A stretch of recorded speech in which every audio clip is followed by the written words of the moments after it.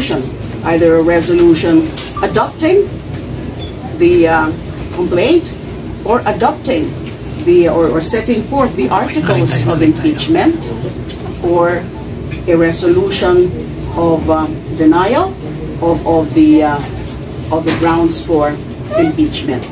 And alam din po natin na under the Constitution and the rules of the House of Representatives, pwede rin yung mismong House of Representatives, diretso na nila yan na gagawin by a vote of 1/3 of the members of the House. Sa committee level, majority po ang required para Ito na guys, ikinasa na ang impeachment laban kay Vice President Duterte Sara.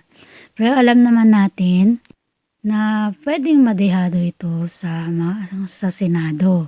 Kakasa ito sa Kamara, hindi natin alam sa Senado. Pero alam naman natin tinapyasan pa rin ng Senado ang